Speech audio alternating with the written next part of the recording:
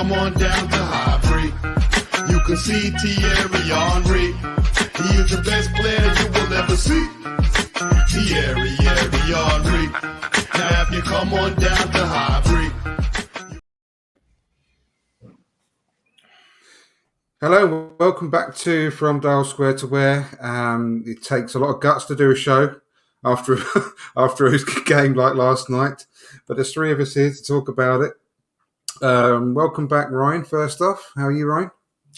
As good can be. I said this in the pre-show, but I'm going to try to make this as positive as we can. You can even hurl names at me, like calling me an Arteta sexual, but I'm an Arsenal sexual, so exactly. Very well put. Here's the real Arteta sexual, George. How are you, mate?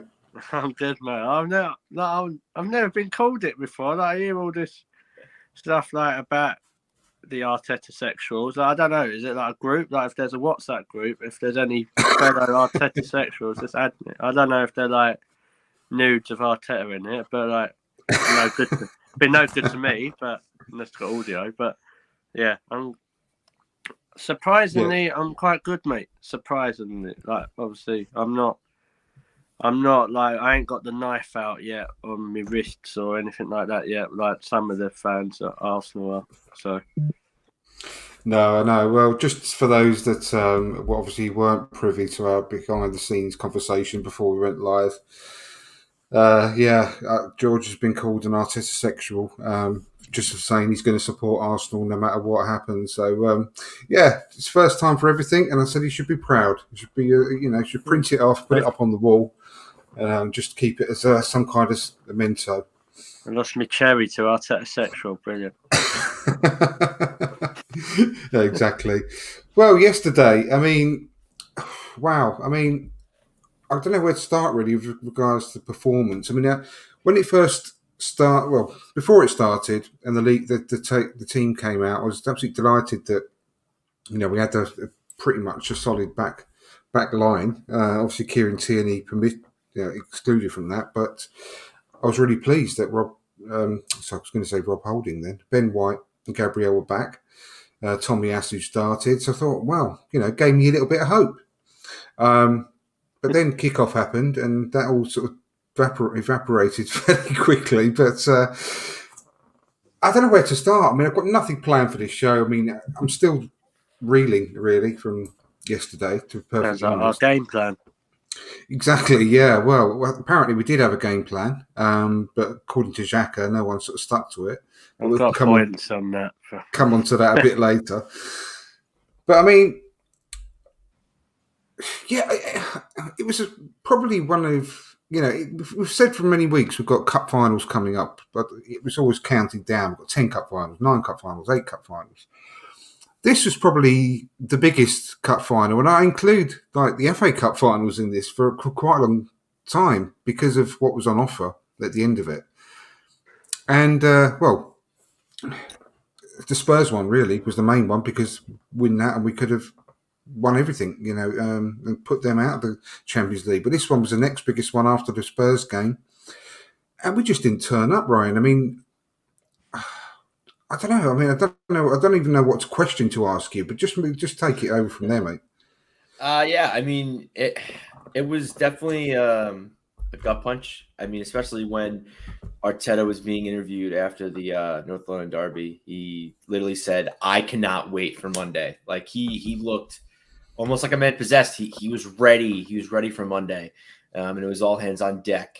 And the team wasn't ready. I guess I don't know. And it's definitely a tale of two sides here because you have a manager who, like I just said, he said, "I'm ready. I'm ready for Monday. Let's get to work. We're ready."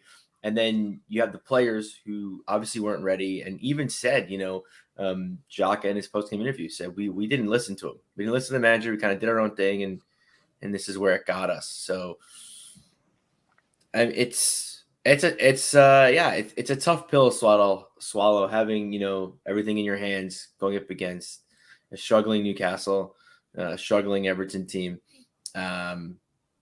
and I don't want to say same old story because this team is going to be winning things. We're going to be doing things. I know people don't want to hear that, but I just see it as an obstacle. I think, and I said this, and I think we all kind of something we all talked about. Getting European football at the end of the season, we'd be happy. Top six, we're happy. And I think it just sucks at the manner of which we lost top four, because top four would have been great. I think it definitely would have quickened our rebuild. It probably would have gotten us guys that maybe we would get in a season or two. We could have got them this season or at the end of the summer. But yeah, I just think it stings, It's like you have a first date with a girl, you like her. It's only a first date, so it's whatever. And she's kind of like, nah, like I'm see this other guy, like I'm good. And you're like, all right, like that hurts. Rejecting sucks, but listen, we move. Well, I think we're gonna be fine. Youngest team in the Premier League. That's something that I scream from the rooftops every show I'm on, every time I tweet, and I don't think people really understand what that means. Yeah. I mean, I've got some theories on why yesterday happened, why the Spurs game happened, and so on, which we'll come on to in a minute. But just before that, George, I mean, how are you feeling at the moment after last night?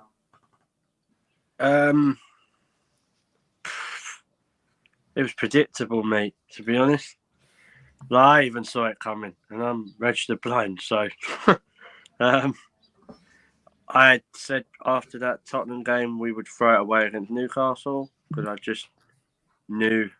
I don't know. I just had a feeling we weren't going to turn up. I didn't think they'd not turn up to the embarrassing amount like they did last night. There's a lot of theories, mate. Like you could psychoanalyze everything. Oh well, if we bought someone in January, we could have done. We could have got top four. Yeah, we could have done, but we might not have. A lot of people. Well, I say a lot. The keyboard warriors are out again in full level with the Arteta out rubbish again. If I'm honest. So I keep saying to everyone, like Ryan said, we've got the youngest squad in the Premier League. If you offered Arsenal 5th place in mid-September, most Arsenal fans, you would have bit their hand off. Like, sure. And if anyone says they wouldn't, then they're a liar. That's simple as that. Because we were near it was either bottom or near enough bottom. We were definitely in the bottom three, just coming into that just before October, like before that international break. So I heard something. I don't really try to listen to TalkSport that much, but Darren Bent was talking, and he was saying that he don't see it as a failure, and I think he's absolutely bang on. Like they're a young bunch of players, and that. But what does get me with Arsenal fans is players have a good few games and they're like, oh, well, should we give him a new deal? Like Nketiah scores a few goals. Or should we give him No, he's not good enough.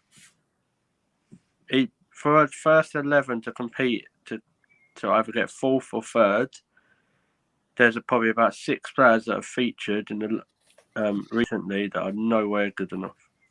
And you probably know who one of them is. Obviously my mate. Like the only thing he done, come on and cut the back of his head. Like, on what? What did he do? Use some dodgy hair gel or something? Like, cause he didn't do nothing else. I know. I don't know how that happened. I mean, it was quite funny as well, actually, when they put the strap in around his head and it sort of bulged all of his skin up on the top of his head. It looked like his brain was sticking through the top of his bandages. Have one for that. And I'll quickly go through the players who I don't think are good enough for, because I think if we have 12, we've got 12 players that are good enough, potentially. And I think Tavares isn't good enough. It's just not working for him. And I will get shot down in flames because everyone will say he's done well recently. But I don't think if, as a first 11, these players are good enough. Pepe is definitely not. I don't like what he done last night is ridiculous. I don't think El Meni's good enough. He's good enough as a squad player, but he's not as a first 11. definitely not lack of threat. He ain't. And Eddie, not good enough. Like, we're not getting Champions League places with these people. Cedric, not for me. I don't think he's good enough either. No. It sounds harsh, but maybe Arteta's been like, what's the word? Like impulsive and got rid of these people before. So he's got to do it again. Like, I'm not as gutted. I'm gutted, obviously, but I think Arsenal fans are more bothered because it's Spurs. I think if this was West Ham we were talking about, Well, not even. or I think United. maybe West Ham. I don't think it would feel the same if it was United or if it was No. Chelsea. I don't even think if it was West Ham, mate. I think because Possibly, yeah, possibly. It wouldn't be hurt so much. No, I totally agree. right. It does hurt. I'm not going to say it don't, because we put ourselves. We were in that picture, and 4 points ahead, 3 games to go. It's all.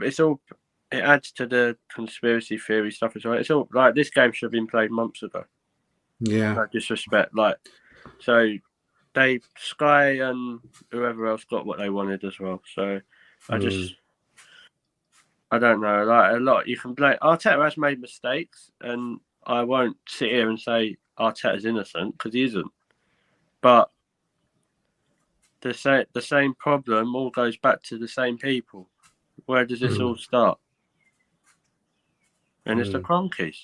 Like, the Cronkies brought an inexperienced manager in charge. The Cronkies have announced are the ones who give Arteta the 3-year deal before the season's even finished. Don't tell me Arteta hasn't gone to them in January and say, I need players. No, he did. I mean, he almost alluded to that in his pre-match press conference, post-match press conference, I should say. Sorry, saying that they did what they were allowed to do in January. Like, the only manager who had that control was Wenger. But and I did see a great tweet today, and I don't know if you and Ryan will agree with it, and it was someone said the same people who are calling for Arteta out are the same people that hounded Arsene Wenger and Unai Emery out of the club. So, of course, apparently we're regressing under Arteta. Well, we finished in the same place that Unai Emery did. Apart from that, we got battered in a cup final. It's funny though. I mean, Ryan, I come to you, and I've openly said a few times the worst I've ever felt as an Arsenal fan, and that's a long time now, over 40 years that I've been an Arsenal fan, was the run towards the end of the season under Unai Emery's first season when we lost against. We had to get one point out of 12. I think we needed to get top 4, and we didn't get it. And I was so down, so disappointed at that. Was that the season when he Aubameyang missed a penalty against Spurs? Yeah. And we lost against Brighton, drew against Brighton, we lost against Palace, and those results exactly. Yeah, but for some reason I'm not quite as down about this as I was then, because I can see the direction we're going under. Mikel Arteta has completely changed the squad. He's got rid of a load of players that we all wanted out. He's brought a load of young players in. Whether they're going to work out or not, time will tell. But at the moment, I do really like this team. So I don't feel quite as down about this collapse, if you can call it a collapse, saying I think we've lost 6 out of the last 11 games. So I think quite soundly called it a bit of a collapse. But I don't quite feel the same about this as I did then. I don't know about what you feel. I mean, well, for me personally, I would say, for me, what hit harder would probably be us losing to Chelsea in the Europa League final. Watching Olivier Giroud celebrate and say thank you, Arsenal, on the bus with the Europa League trophy really stung. But this is very different. And it's something that I tweeted about in the last couple of days. I tweeted about it after our loss on Thursday.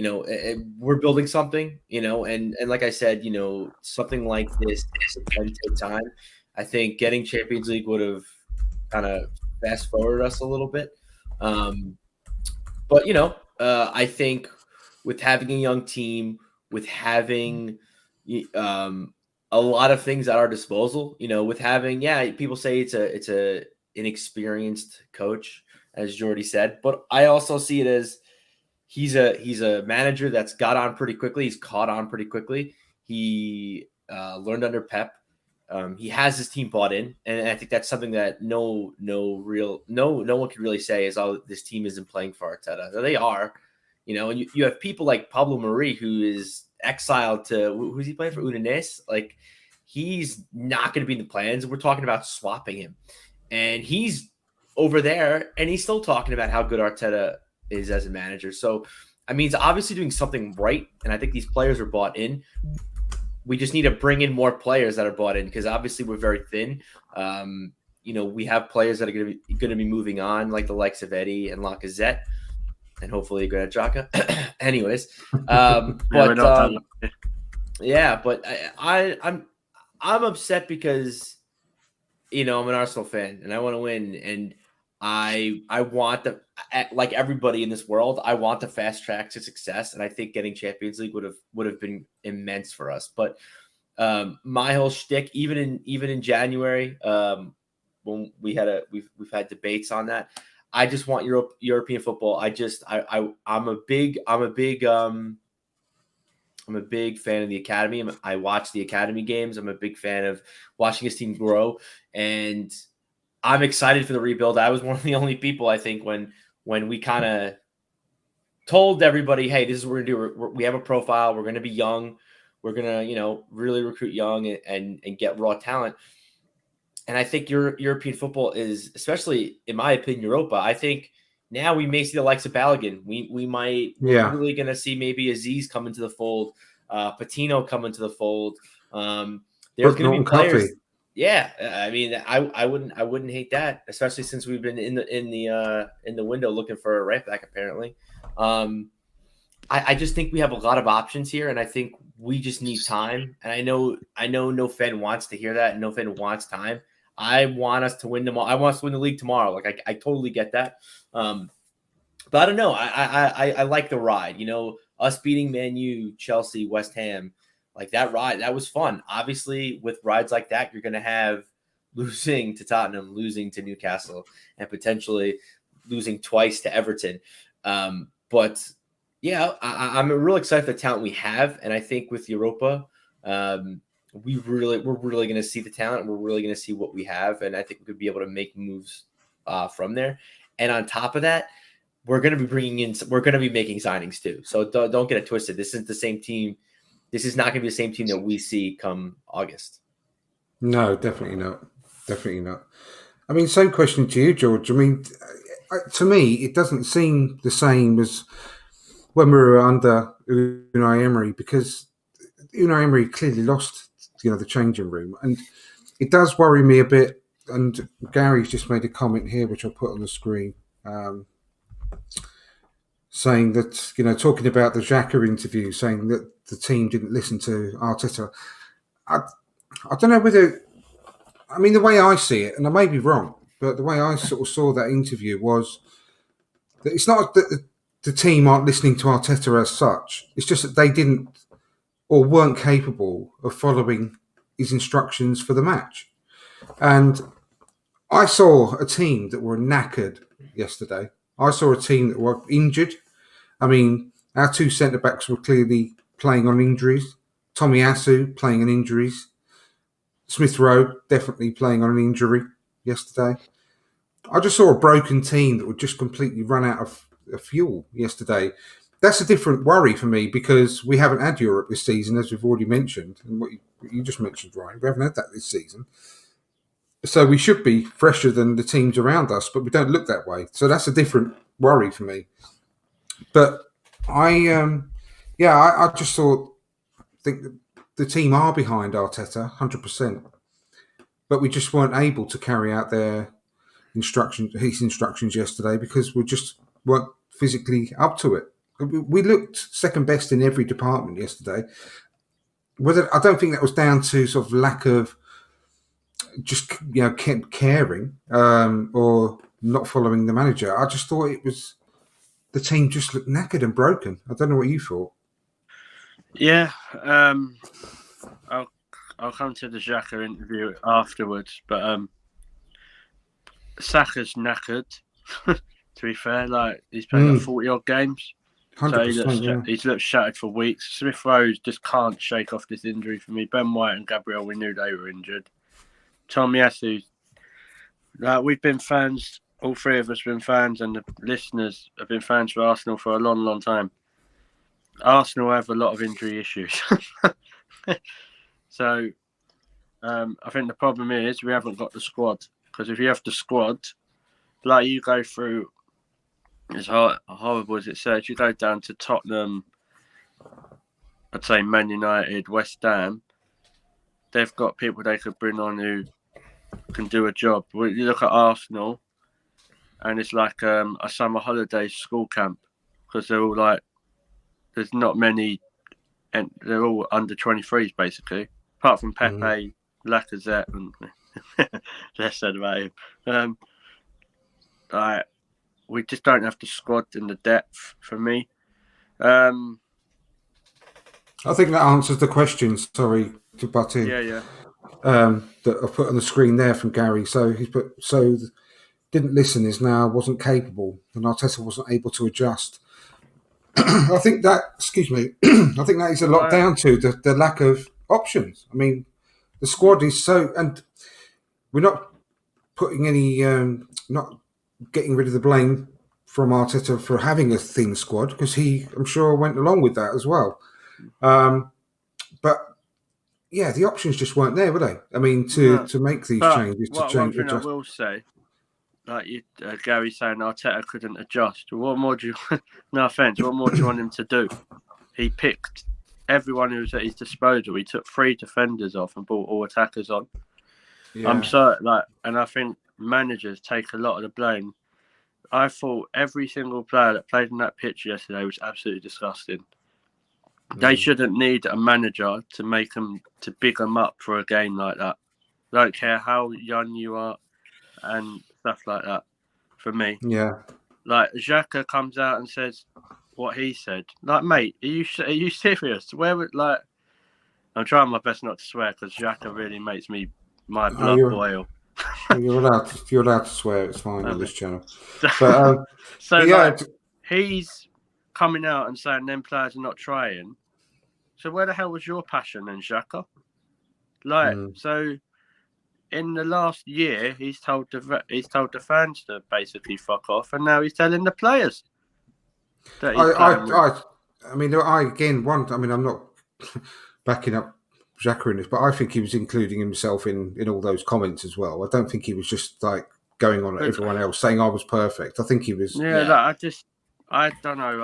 I didn't think any player on that pitch last night, and it is disgusting and it's embarrassing. Like no offense, the three of us, any of us could be that manager. It could be Arteta last night, and we would have had to have said is, well, if you win this, you've got Champions League football. Because no disrespect, we should be beating Everton the way they are, because I think they'll be safe by then. But they didn't even look like they cared, mate. And that's putting everyone's banning on about people like Saka, Smith Rowe, the players that have been amazing for us this season.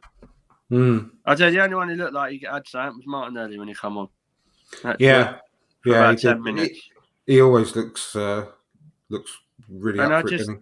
I just the players don't listen to the manager. Well,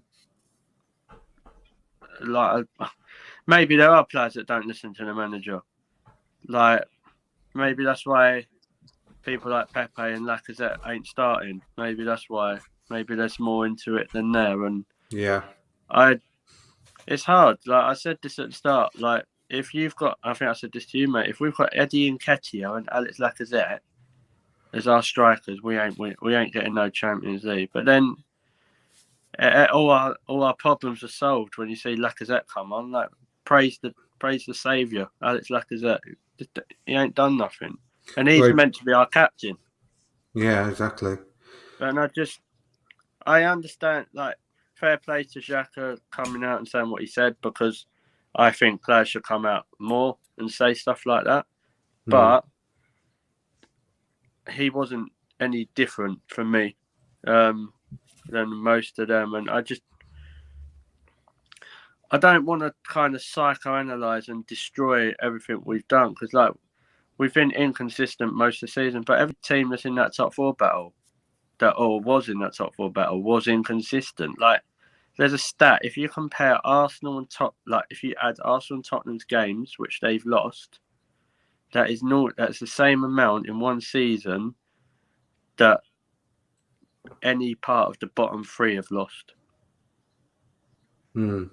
Like that's 20 odd games, and I don't know, it's a bit of a weird season for me. Like we're only like so many points ahead than what we were last season. We finished 8th. I know.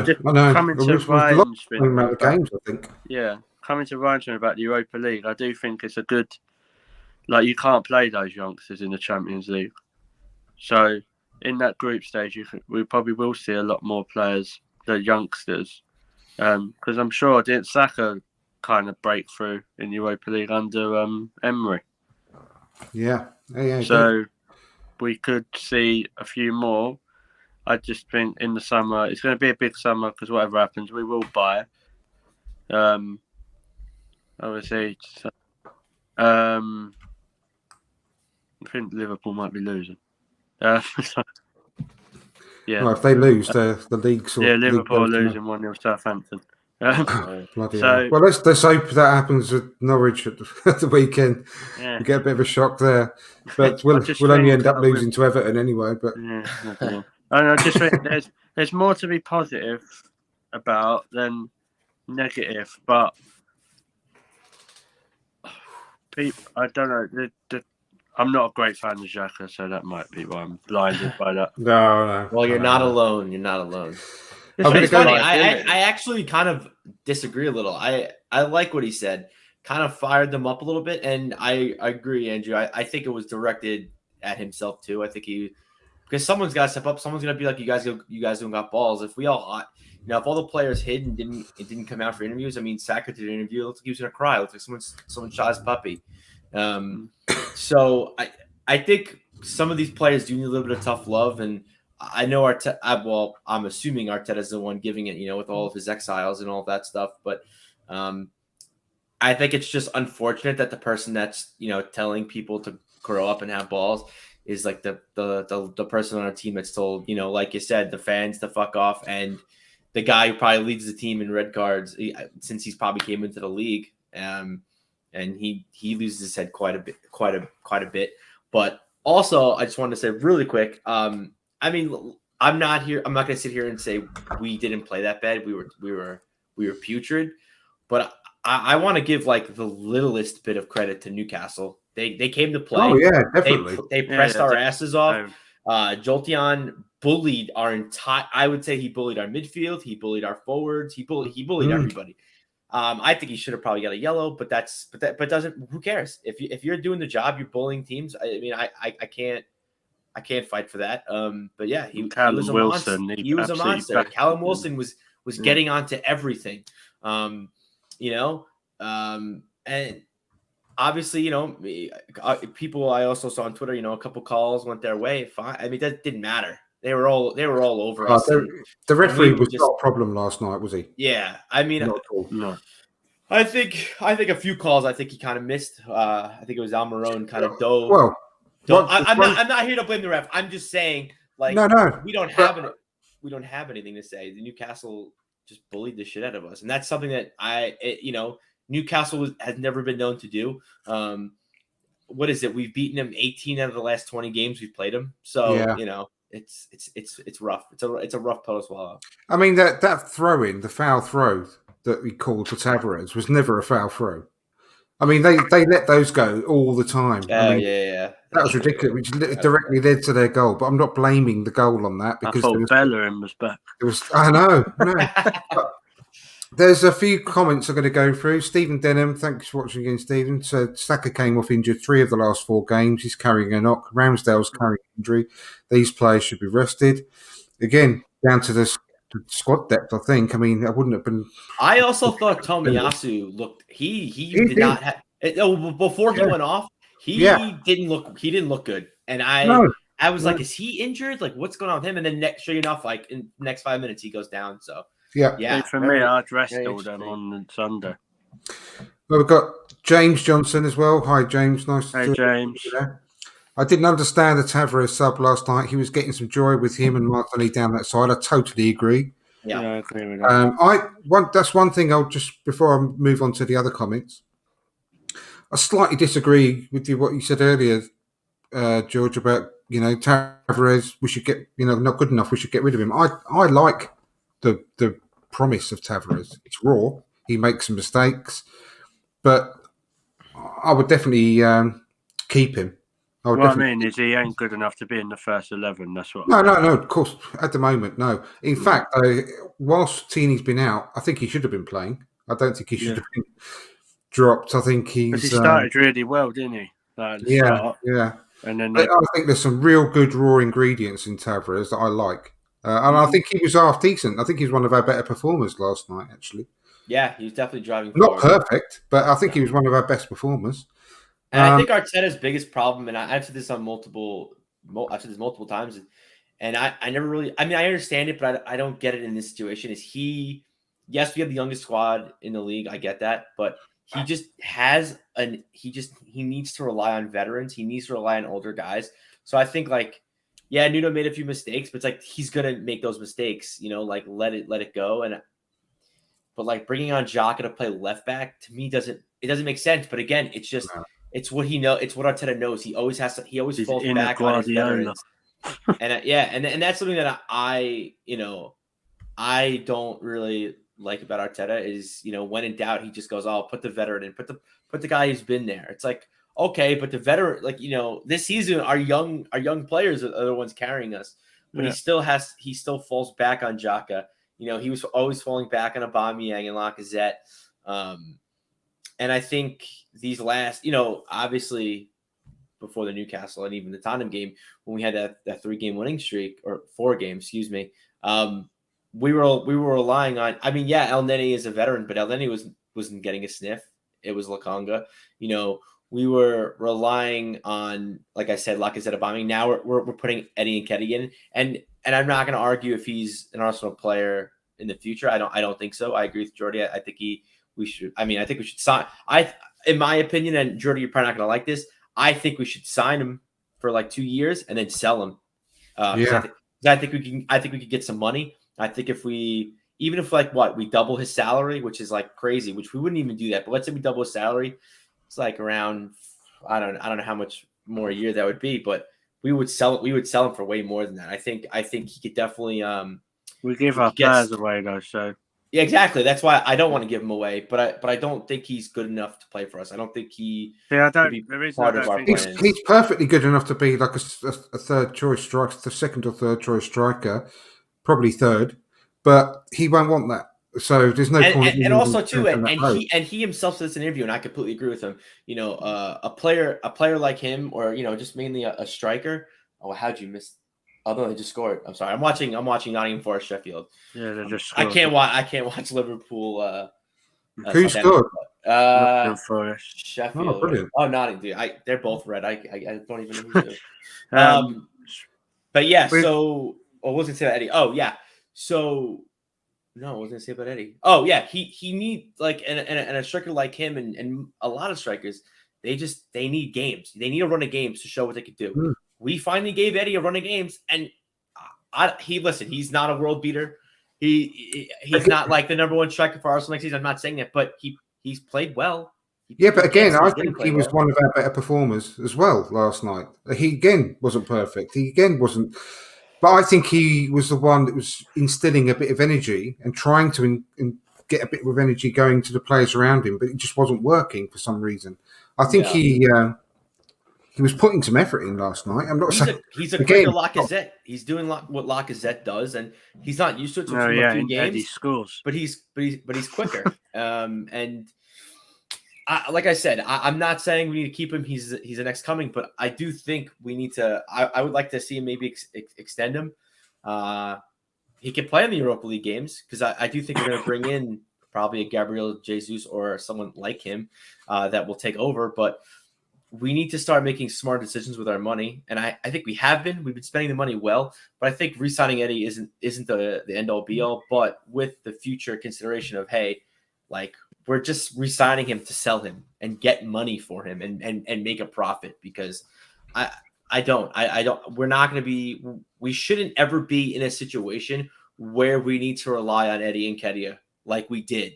Like, granted, he did come through for us in the few games, but I think in the grand scheme of things, I don't know if we could rely on him to be in Champions League, to compete with, Man City, Liverpool. But I do think he could really do wonders in the Premier League, just not for us. Absolutely. Maybe for Brighton.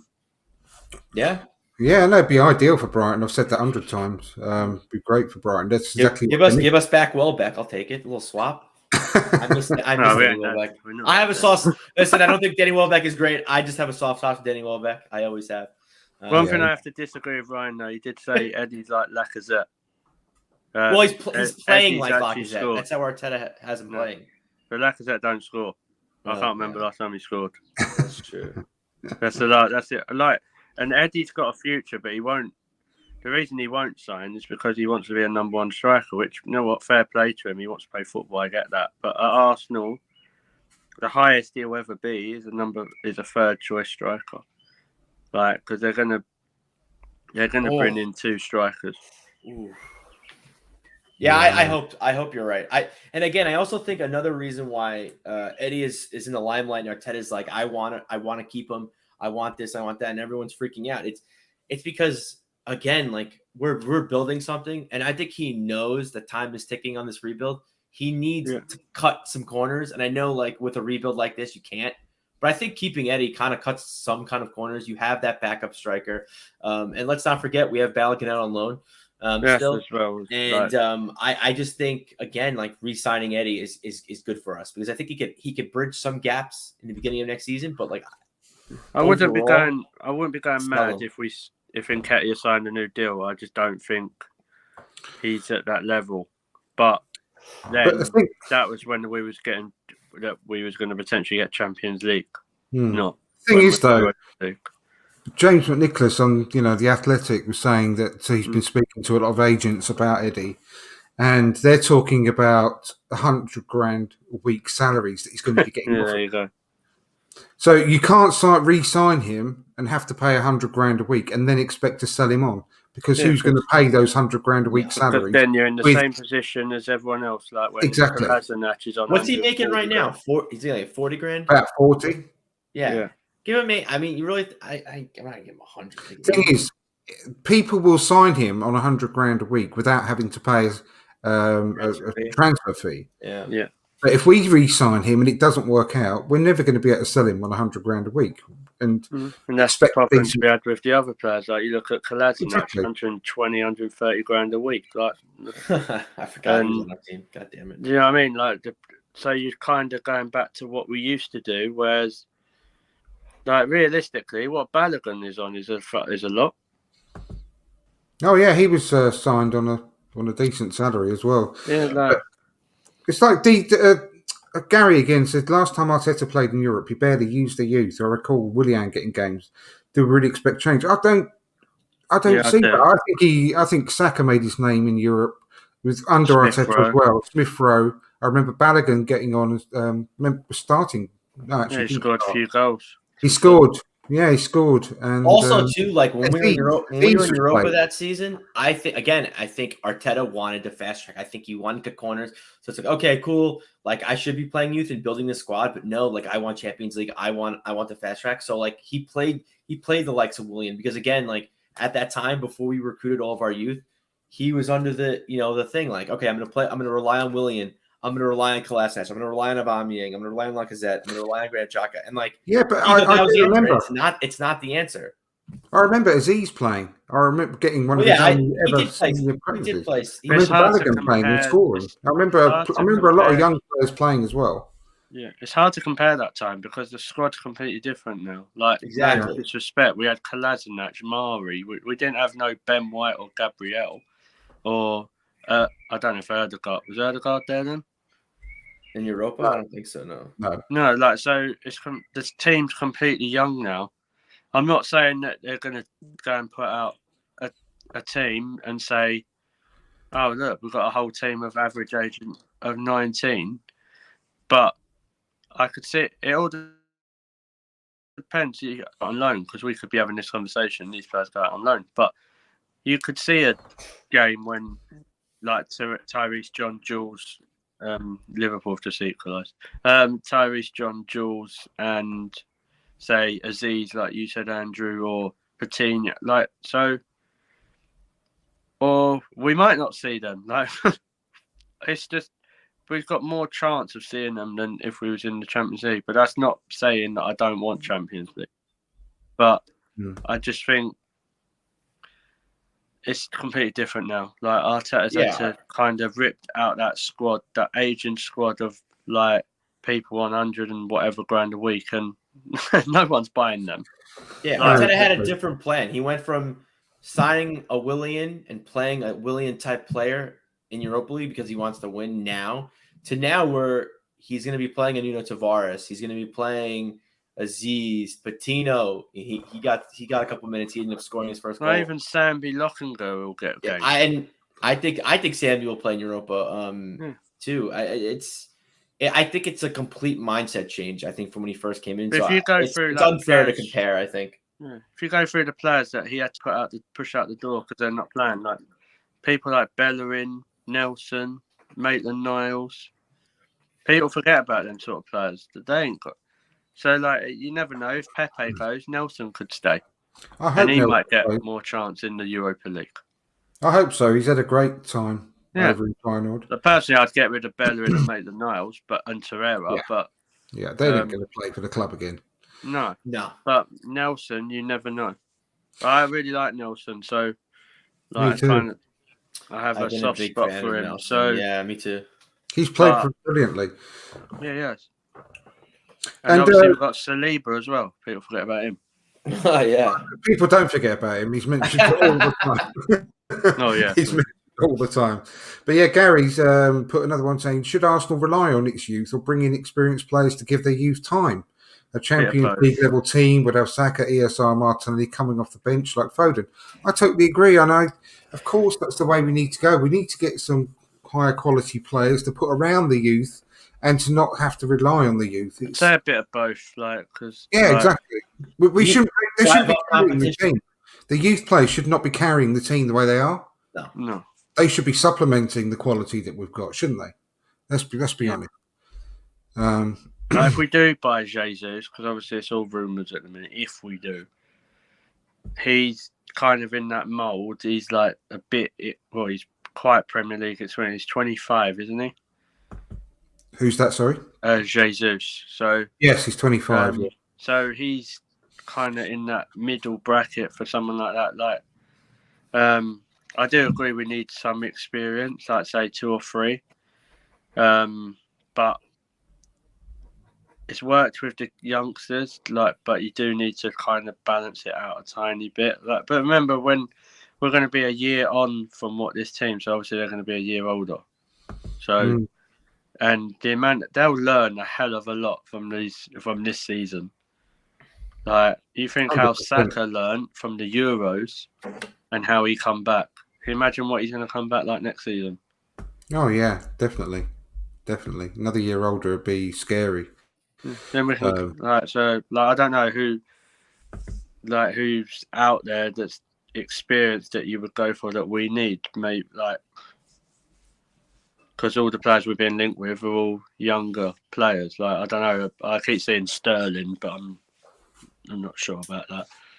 But no, I don't want Sterling. If it's a Brennan buy sale at Man City, you go and get Gundogan. Do you know what I mean? So, well, apparently we are linked with him, aren't we? Oh yeah, why not? Gundogan. Next. Yeah. Exactly. Go through the whole entire squad.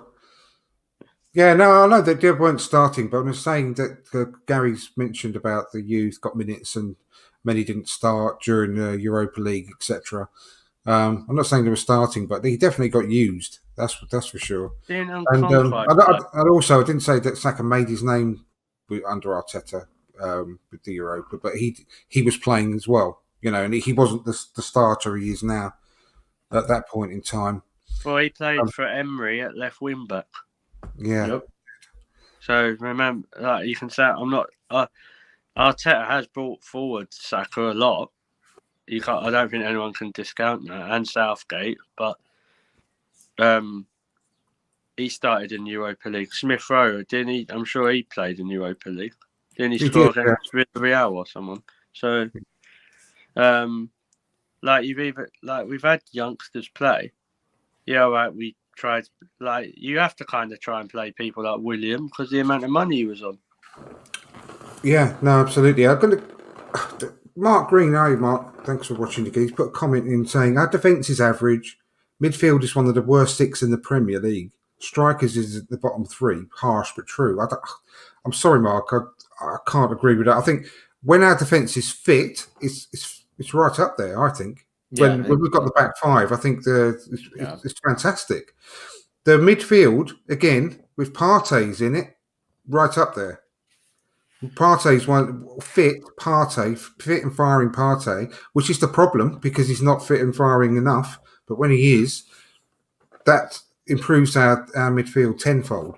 And when we get a signing, we're going to sign somebody with Partey. Granit Xhaka's not. I don't see Granit Xhaka starting in our 11 at the beginning of the season. No. Especially if we buy a new midfielder, it'll be Partey and that new midfielder. Exactly. Tielemans, Neves, whoever you're going to go with, but he won't be starting. This is the problem. He's always. Can we trust him? Can we trust Partey? We've got to buy other quality players to come in whenever he gets injured because he's injured all the time at the moment. I think Sandy was bought for that, but he wasn't expected to be thrown in. No, as early. Because Sambi Lokonga is a fantastic talent. No disrespect, you don't captain your club when you're 18, 19 years old if you're a mug. Yeah, exactly. So probably the top team in Belgium too. I mean, I know. Exactly. It's not Belgium's league's not in the Power 5 as far as leagues, but Anderlecht is no joke. So it's if you listen to Vincent Kompany and Thomas van Marlen talk about him, exactly. Yeah, they say he's one of the biggest talents to come out of Belgium. So absolutely, they know what they're talking about. Yeah, I think they know probably a lot more than any of us. But exactly. But I don't think that comment is. I totally accept your opinion. I disagree with the defence, if I'm honest. The strikers. Yeah. I mean, we've got no strikers anyway, so that's. But you say that like Smith Rowe and. Yeah, well, would you class them as the strikers or the more attacking midfielders? I don't know. I can't remember what a striker looks like at Arsenal. If you're talking about Smith Rowe, Martinelli, and Saka as in the striking department, the bottom 3, then that's not the case at all. But one thing I will say about Martinelli is, for him to improve, he has to score more. Well, of course he does, and he'll know that. He'll know that. That's my only slight criticism of Martin. But with the defence, going back to saying it's average. Was we saying that when we was keeping clean sheet week after week, and we had the best defensive record in the league? We even had one better than Liverpool and City at one time.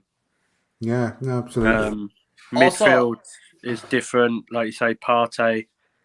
I think I love Partey because I thought we were starting to see the Partey that Atleti had in certain parts, and then he got injured. So, but the strikers, it all depends what way you want to look at it. Because if you're saying Odegaard, Saka, Martinelli, and Smith Rowe, they've scored more goals. Sean Dice in the crowd. Sorry. Sean Dice is watching Nottingham Forest, Sheffield United. I wonder if he's going to take over one of the teams. You never know. So I have a question. So if you take Mark Green's comment and you read it and you don't know what team he's talking about. So if you go average defense, bottom 6 midfield, and bottom 3 strikers, what place do you think that team's finishing? I thought he was talking about Man United at first, to be fair. United's defense is definitely below average. But if you read his comment and you think about the whereas I get where Mark's going and what he's trying to do, but it's like you read that, you're like, we're 5th. So recency bias, I think. We have to do something right. I mean, yes, we're not in 4th. I get that. We're probably going to finish 5th, but fifth above average. Like, what? But my Like, thing, if we had a centre forward that could score 10 goals in the league or plus, we would have top 4. That's just how simple I think It's it is. simple as that, yeah, absolutely. Like, And so he's that's- put another comment in there saying Xhaka and El Neni was our midfield in 2017. Have Yeah. either improved? No. We are 100% agreeing with you there that they need both definitely. need replacing. Both need replacing, and they shouldn't be starters. third or fourth choice for well, me. then he was never a starter. He wasn't even, when he was brought in. He was never brought in to be a starter. He was brought in for depth. So Yeah. I mean, Yeah. Could you think, hypothetically, say we buy a midfielder, say, I'm just going to throw a name out there, say we buy Tielemans or Neves. I'm not saying we are, I'm not saying we won't. Are you telling me Xhaka or Elmeni are getting ahead of a midfield two of Partey and Tielemans or whoever? Because apparently we're going for 2 midfielders, if you believe the rumours. So if we bring those 2 people in, Xhaka and Elmeni become third and fourth choice. Yeah, no, of course. well, yeah, Like, and Sambi, I don't. Well, he's in there as well, and I just think, and it is right what Mark said. Like Xhaka and Elmeni was our midfield in 2017, and as far as I know, we ain't been in the Champions League since then, have we? Exactly. No, none of us are denying that they need replacing. 100%. I just wanted to point out, obviously, that Partey But I would should give out playing Elmeni. I would be dead against the New Deal because as a squad player, if you need someone just to fit in to play your cup games, he's probably ideal. Yeah, and Russ has put we are fit, but we're a million miles away from the top 2. Yeah, and again, you know, we both know that. And if we had have qualified for the Champions League, this is a comment I've said 2 or 3 times, so apologies, but we wouldn't have had to have been ready for the Champions League until after the summer transfer window. We know what we need to do. We know that we need more players. He's named the amount of players he wants. He wants 22 outfield players, 3 goalkeepers. So we've got a hell of a lot of work to do with the incomings and outgoings in the summer.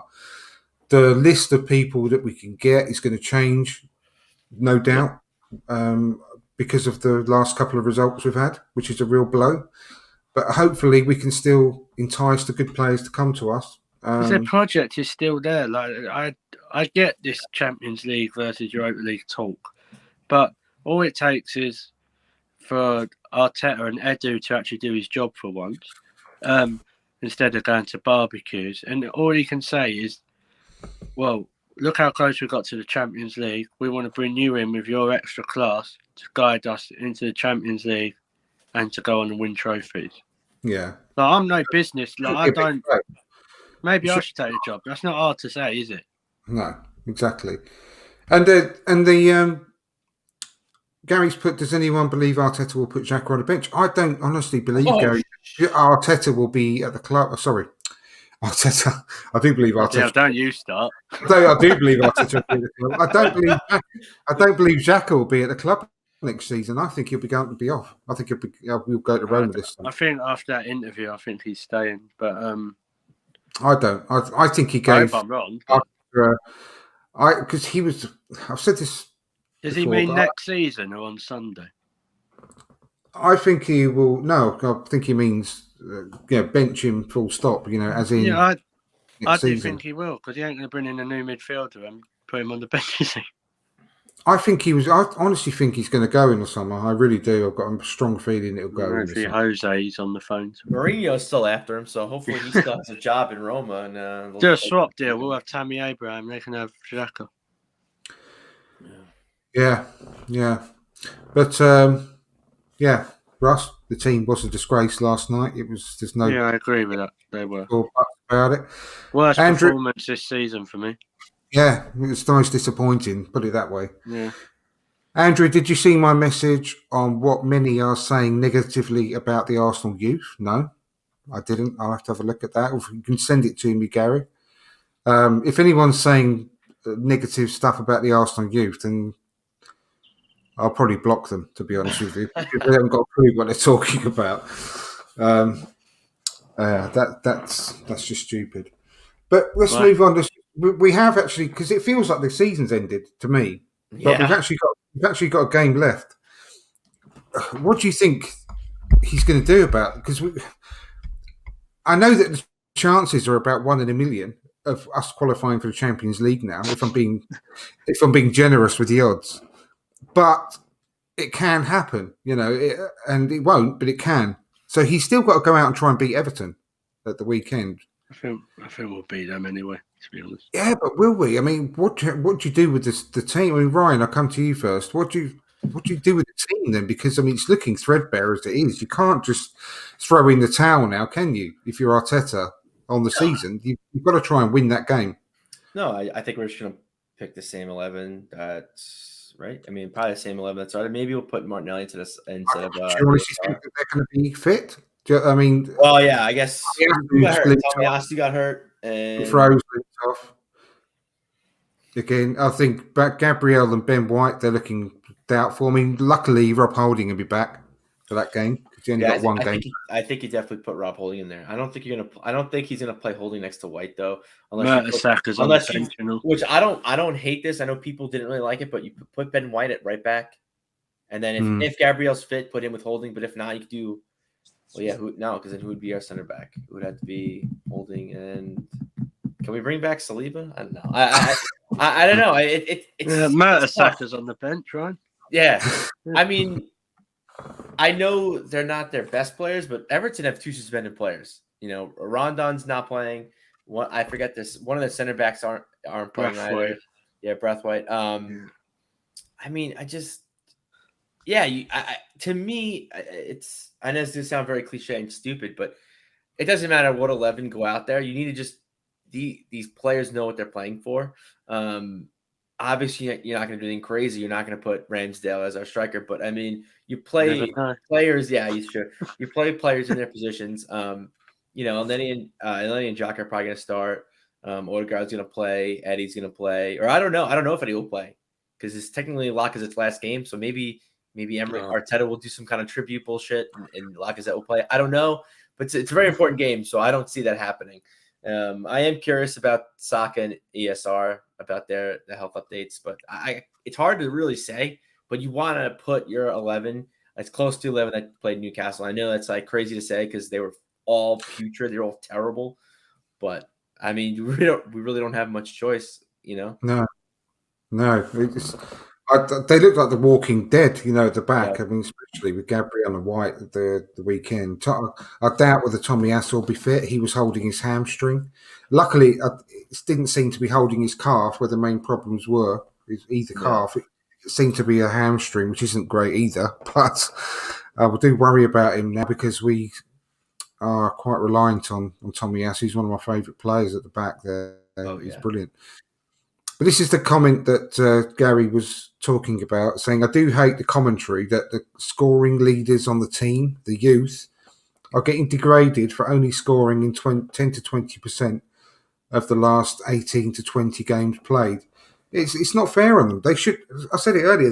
We shouldn't be so heavily reliant on these players. They should be coming in like we mentioned earlier in the show, like Foden was initially at Man City, as a compliment to the quality players that we should have. But we haven't got those quality players, and we're relying so much on these young players to drag us through games, and it's unfair on them. And that's something that we have to address in the summer. We have to bring in more players so that we're not so heavily reliant on them to score all our goals.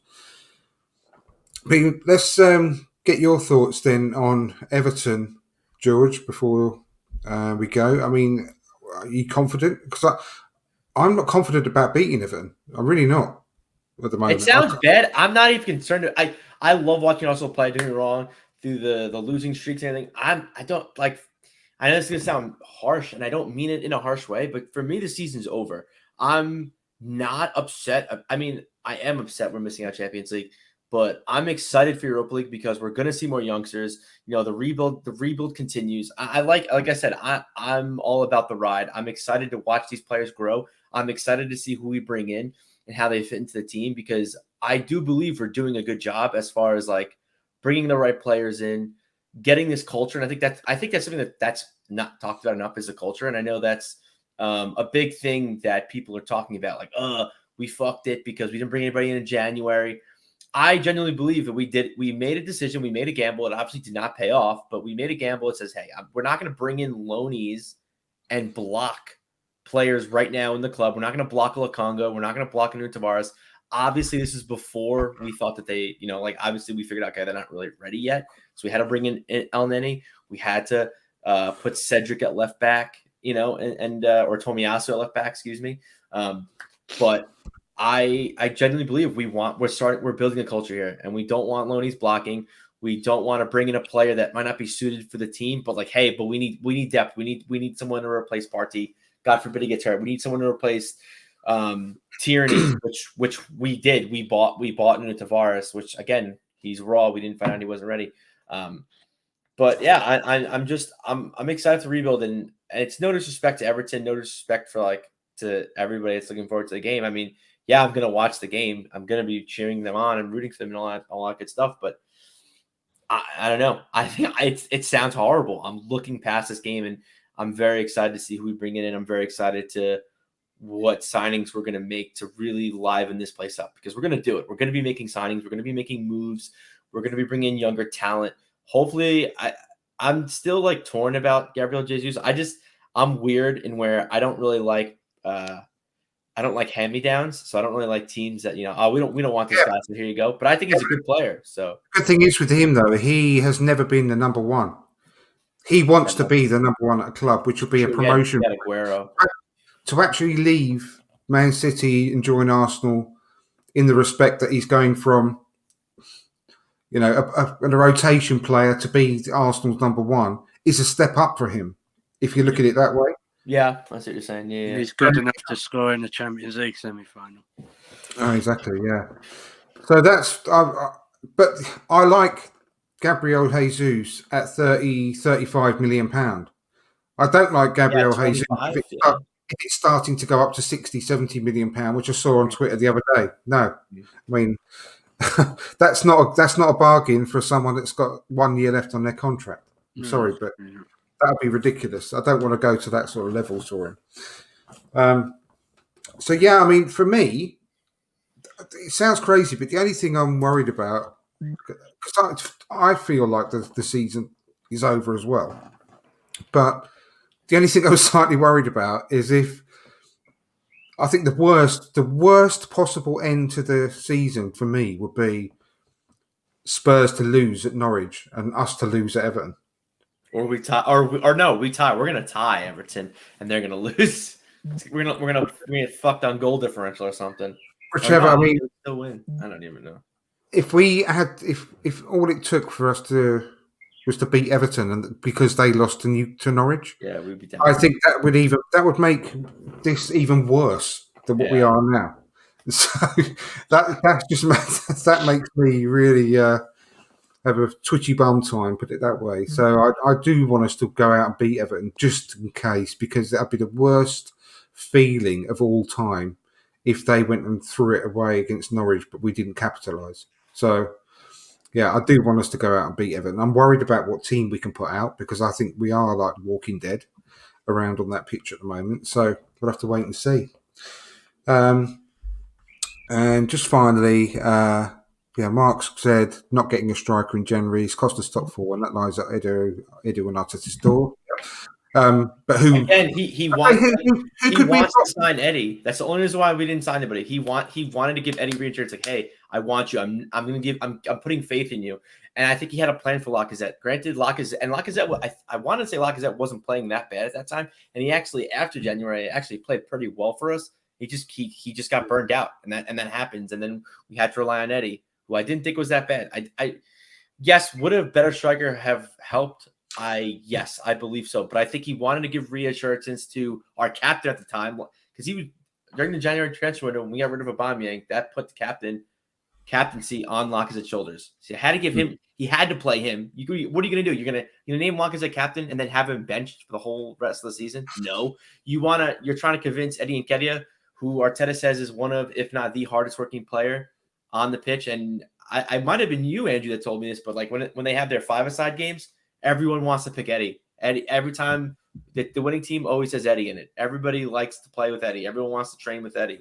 So to me, hearing all that, like, signing a striker wouldn't have made it sense. It's just you're just gonna upset the chemistry. You're gonna upset the dressing room. Things are gonna go to plan. So I don't know. I just don't really agree with that. I don't think the players are available either. I mean, who was there? That too. Yeah. I mean, we lost out of Vlahovic, and no, it was a PR stunt.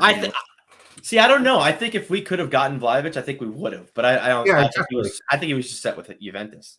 Exactly. I think we would have got him. But then when when we were going after Isak and they were talking about He's got a worse 95 million, record. 95 million euros for Isak, you can't. Would you have wanted to go and do that? I mean, no chance. No. I mean, He ain't even in double figures this season in La Liga. And no offense, La Liga's not the strongest it has. I think he has one goal this year, this calendar year. Yeah. He only has one goal. So Gabriel's got more goals than him. yeah. Yeah, no, exactly. So I'm glad that we didn't pay 95 million out because we panicked for Isak. But Exactly. Everton, though, I do If you think get Isak for 20 million quid, I'd be quite up for it because he's got quite a lot of potential. But he's not the finished article. You ain't going to go and waste money like that. And it's funny, the same people that are complaining about the no striker, the same people are the Arteta outs, the Wenger outs. They're the same people that are like, well, every time we're in a bind, we just panic buy. We bought Lucas Perez, we panicked. We bought in Dennis Suarez, we panicked. It's like, so you wanted us to panic then. And I get it. I get Lacazette's not good enough. I get Eddie Nketiah's not good enough. But you have to see the big. In my opinion, you have to see the bigger picture. There was a bigger picture at play, and bringing somebody in who we like you said, you want to bring in Isak, you want to bring, we didn't. Who are you bringing in? To me, and especially again going back, it's a rebuild, the youngest team in the Premier League. We can't afford to make mistakes. We cannot sign another Willian. We can't. We can't afford that. No. I do think we'll beat Everton though on Sunday. Okay. What makes you say that? I mean, honestly, it's not a funny question. I'm genuinely wondering what makes you think that.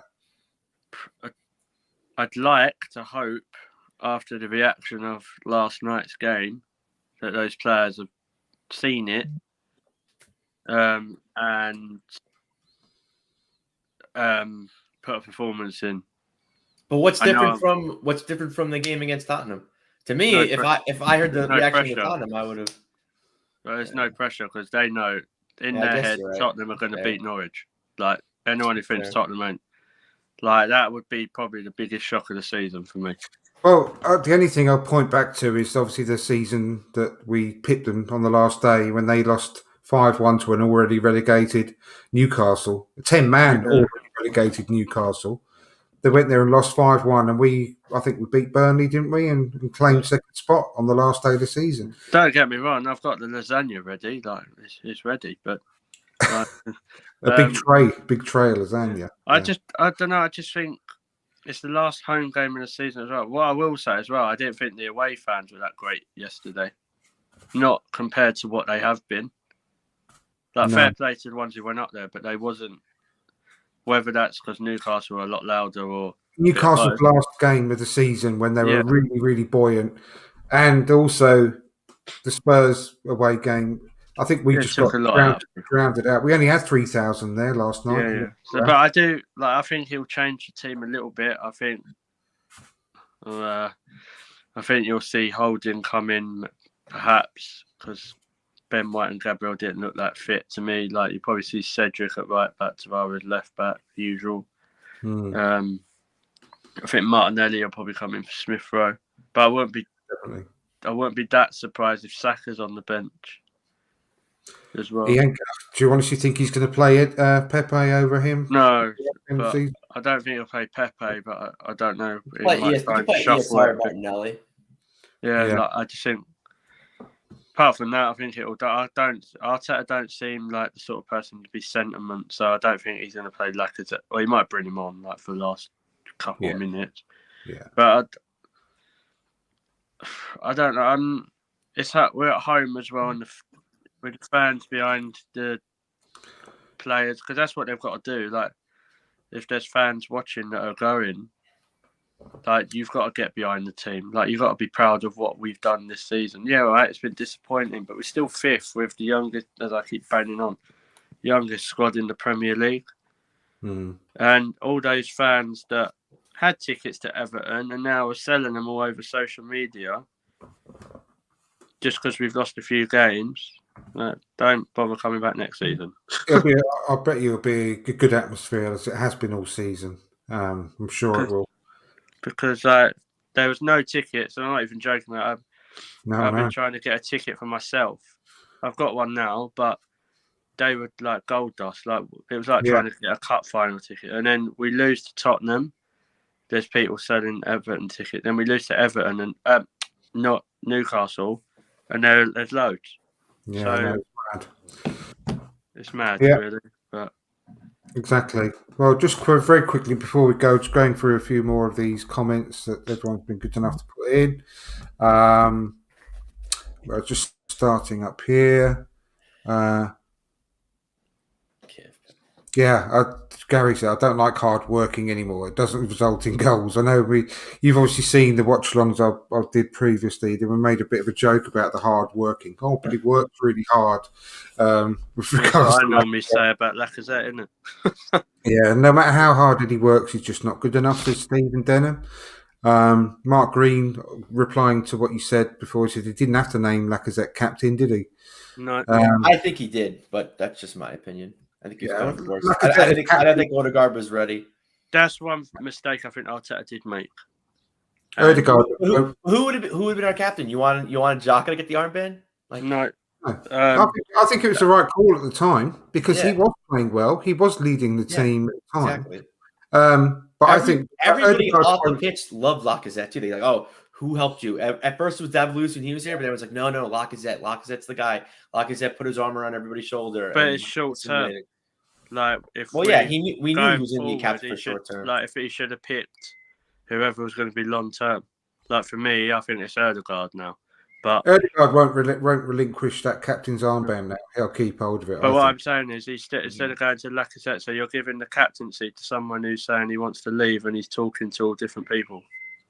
Yeah, that's not a good role model for someone you want to stay at the club. Like, if you give it to Odegaard, I would have gave it to Tierney, but he's too injury prone. You can't give it to Tierney, unfortunately.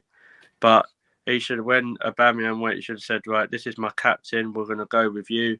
You're the future. Not give it to someone. Because at the end of the day, whatever way you look at it, and people might disagree with me, at one time the captain is someone who's come out in an interview and said, oh, I'm talking to all different clubs.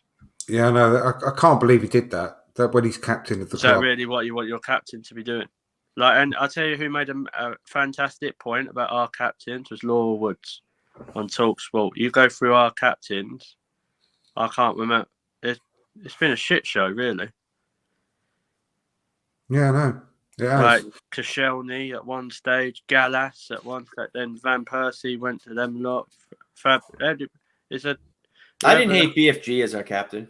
I didn't hate that. No. Everybody else, I completely agree. On the majority, though, that's what I'm saying. Like the majority of them in recent times, like I would never have given it to Xhaka.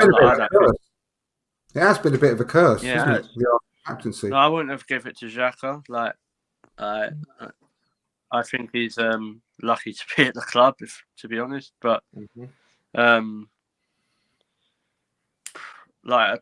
you lost the choices really, because for me it was out of Odegaard, Tierney, or well, we've got a few now. I think we've got Gabriel, we've got White, we've got Ramsdale. Even we've got all this talk about Ben White. Oh, you can't get because he's only just gone there. So that's rubbish for me, because hypothetically, say Arsenal went out and bought Declan Rice.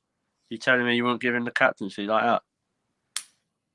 I've never liked that. To me, you need to promote the team. I know, man, you did it with Maguire. I mean, see how that turned out. But like, I think the player's got to be at the club for like a season or two before you make any kind of decision like that. But I will say, going back to the Lacazette getting the armband in January, Arteta came out and said, I'm giving Lacazette the captain, whatever, but I'm going to reassess and I'm going to be naming a new captain come, before next season. So I think from January on, in his mind, I'm sure, because there were leaks that saying like Odegaard's probably the next captain.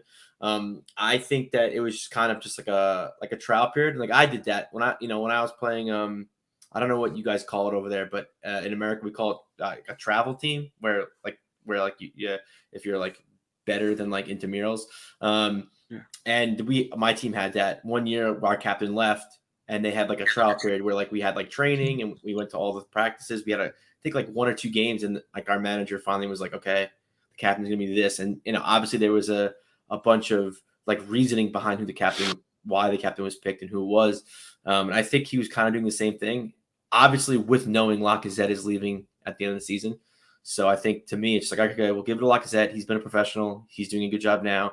And you don't want to rush and give Odegaard the armband when he literally just joined the team. I mean, yes, he was here on loan last season, but I mean, to be honest, I mean, before Tyne had actually signed, and we were talking about captain in that summer as well, and I said I'd give it to Tyne, and I've got a load of comments on online. And no, you can't. He's only just joining, blah blah. But then I do actually think it's preferable for a player to build up the trust of their teammates over a period of time, like a season. You have to. I think so. I think that's the best way to go. Which makes it ideal for Odegaard to become captain at the end of this season, because he would have been with us for 18 months at that point, including the loan period. Well, yeah. So I think he makes sense, really. Yeah. But yeah, previously, like Russ was saying, armband was given to the most valuable player who they didn't want to leave, and PSG have offered the armband to Mbappe as part of the package to get him to stay. Saying the armband. A lot of teams do that now, but obviously, that kind of ship sailed when he offered it to Lacazette, didn't it? So, 100%, yeah. But then maybe he was trying to keep him. I don't know. Well, you never know. And then finally, Russ is saying on Sunday, give Pepe a good send off. So, yeah, I'm sure he'll get a really warm reception at the final whistle, I'm sure. But yeah, anyway, I'm going to call it a day there. He will if he scores the winner and Tottenham lost to Norwich, though, wouldn't he? Well, yeah, God, he'd be a legend. You have a statue outside the other. He really would. Yeah, hopefully we'll get back together again next Tuesday after the final game of the season. We can have a bit more of a sort of a bit of a dissection of the new season as a whole, which would be quite interesting. Yeah. But thanks a lot, Ryan, for coming back on. It's been a pleasure, mate. Hope to see you again very, very soon. Will do. Thanks for having me. And it's for those that you're listening on audio only, it's at Ask Bros Ryan. And Georgie boy, thank you for coming on again. It's been a pleasure, my friend. Nice, mate. Thanks for having me on. Yeah, hopefully see you again very, very soon as well. And for those listening again on audio, it's at Clock In George, isn't it? Yeah, I changed it, mate, because it was like a countdown conundrum. My other one, it was so long. I every show that I done, because obviously I have my own channel called Sportsmania as well, and I think I got it right once in about the first 6 shows. So I changed it to at Clock In George. So yeah, much better, much easier. Yeah. Once again, go and show some love to that channel as well. It's a really good channel, which I was very pleased to be invited on a couple of weeks ago. So we have got a couple of special guests also appearing potentially in the summer. I'm very jealous of one. The summer, I'd love to be on the show. One of my favourites. Yeah, so keep an eye out for that. Yeah, keep an eye out for that, because I won't say the name, but I'll definitely be straight on there to see that one. So yeah, once again, thanks to everyone in the chat. It's been fantastic. Give us a like before you go, please, and share the channel around with your friends. Subscribe if you haven't done so already, and look forward to seeing you all next week. Take care and goodbye.